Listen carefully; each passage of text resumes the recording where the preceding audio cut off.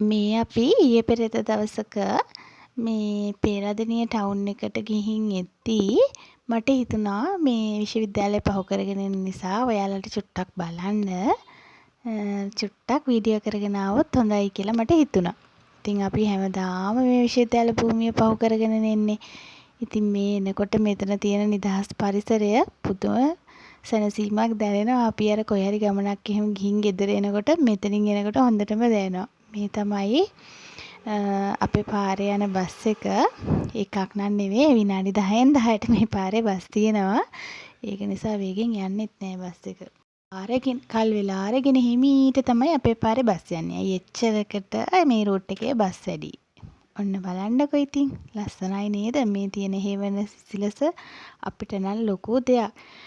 නුවර කියන්නේ ලස්සන තැනක් කියලා හැම වෙලාවකම හිතට දැනෙන්නේ ඒ දේශගුණේ නිසා. ඉතින් අපේට වහිනවා හොත්තටම වහිනවා. මේ දැන් නම් ටිකක් පායලා අපි දැන් ඊයේ ලොකු වැඩක් කරන්න කියලා හිතුවා. මෙන්න මේ පාත්තිය මම ඔයාලට කලින් පෙන්නුවනේ මේ පාත්තිය. මේක මේ අපි ටිකක් ඔන්න ඔහොම తాවකාලිකව හදන නිසා එක ලෑල්ලක් විතරක් තියලා ඒක ගොඩාක් උසට දිගට හැදුවා. ඒ හැදුවේ මේ අපිට මේකේ පුංචි පුංචි දේවල් ටිකක් වවා ගන්න. මේ මොකද අපිට මෙතන ඒ වැඩවලට නිතරම ගන්න බෑ. ටික කාලයකට අපිට පුළුවන් මේකේ අර ඉක්මනින් පළදාව ගන්න පුළුවන් මොනවා හරි හදලා මේ තැන නිකන් තියෙන හින්දා ප්‍රයෝජනෙට ගන්න. ඊට පස්සේ අපි මිතුලේ ලොකු වෙනසක් වෙන හින්දා මේ පැත්තේ බැම්මක් හැදෙනවා ලොකු. ඒ වැඩ ටික වෙනකොට මේ පැත්තෙත් ලොකු වෙනසක් වෙනවා. ඒක හින්දා ඒ වෙනකන් අපි හිතුවා මේක මොන හරි හදන්න ඕන කියලා. ඔයාලා දැක්කද මම අර කලින් හදපු තක්කාලි පැල ඔක්කොම දැන් සරුවට හැදිලා උස ගිහිල්ලා මල් එනවා දැන් හරිම ලස්සනයි.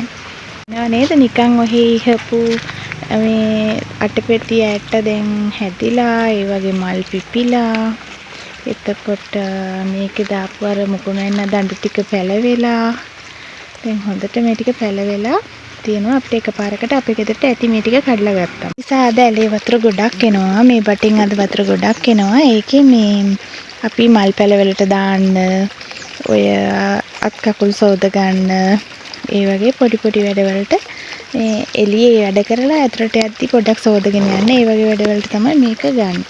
මේ අද ඇලේ වතුර ටිකක් වැඩිපුර එනවා.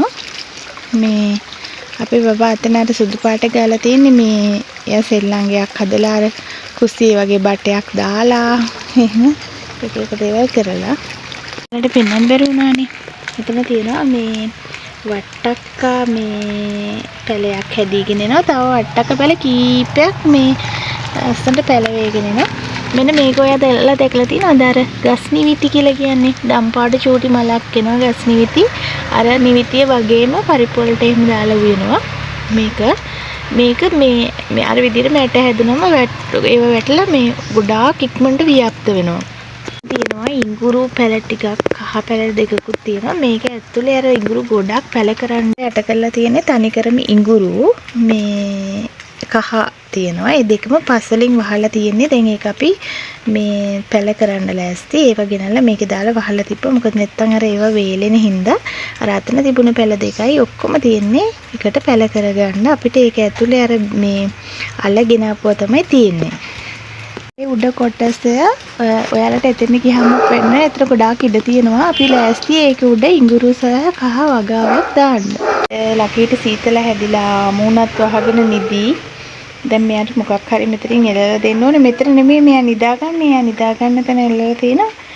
මේ එයා එන වෙලාව අපිට හොයාගන්නත් බෑනේ ගොඩක් වෙලාවට. එයාගේ ගෙදර දුවලා ගිහලා අපේ ගෙදරටත් එනවා. ඉතින් ටිකක් වෙලා ඉන්න.